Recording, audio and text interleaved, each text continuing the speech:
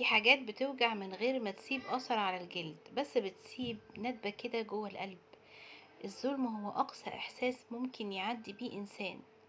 تتسلب منك حقوقك، تتكسر جواك ثقة كنت فاكر أو كنتي فاكرة إنها عمرها ما هتقع. لكن الظلم أو اللي بيظلم بينسى، واللي بينقض الحق بينسى، لكن ربنا عمره أبدا ما بينساش. المظلوم لو قال حسبي الله ونعم الوكيل، الدنيا كلها تتغير. ومع كل وجع بنحسه لازم نلاقي لنفسنا طاقة نقوم بيها من تاني. زي ما نداوي قلوبنا بالدعاء، نقدر كمان نداوي بشرتنا ونرجع نقاوتها ليها من تاني. وصفة بسيطة، كلمتين كان لازم أقولهم عشان أكيد الكلمتين دول هيلمسوا ناس كتير قوي. الوصفة بتاعتنا النهاردة فيها سر كبير. منقوع لبان الدكر هيشد الملامح كأنه بيشد عنك التعب. اتخيلوا الكلام ده كده وانتوا موجوعين. معاه ترمس مطحون بينضف البشرة من الشوائب زي ما ربك بينضف قلبك من الهم. نضيف حنة بيضة تنور الوش كأنها فجر بعد عتمة.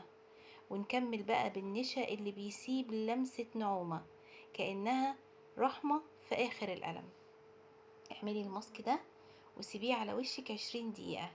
اللي مفهمش كلامي هعدهولك تاني وبصيغة مختلفة. هترقعي لبان الدكر وتجيبي معلقة من الترمس المطحون وحنة بيضة وكمان نشا بكميات متساوية، وهتبتدي تعجني بمنقوع لبان الدكر اللي حطيتيه ليلة كاملة واللي لونه اتغير وقوامه كمان، واللبان بقى قطرة معاكي. ده كده دليل ان خلاص النقع بتاعنا بقي تمام جدا. هتحطيه بقى على بشرتك 20 دقيقة. لما تشيليه مش بس هتشوفي بشرة صافية مشدودة، هتشوفي بروح جديدة. كأنك بتقولي للدنيا أنا لسه هنا ولسه واقفة ولسه قادرة أبدأ من جديد.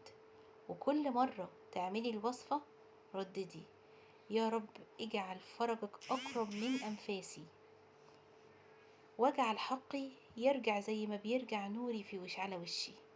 الظلم بيوجع، بس عمره ما يكسر قلب مؤمن واثق في عدل ربنا. اهتمي بروحك زي ما بتهتمي ببشرتك، لان الجمال الحقيقي بيبدأ من جواكي.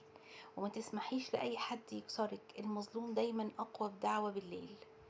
اشربي بقى مية كتير وخلي قلبك نضيف زي بشرتك. وعايزة اقولك حاجة مهمة قوي قوي، ان النوم فعلا مهما كنتي مظلومة ومهما كنتي متضايقة، بس النوم ما كانش عمره ابدا رفاهية. ده دواء للروح والجسم. خلي عندك وقت لنفسك، حتى لو 5 دقايق في اليوم هيفرقوا في راحة قلبك وفي ملامحك كمان. رددي دايما حسبي الله ونعم الوكيل، وصدقيني حقك عمره ما هيروح.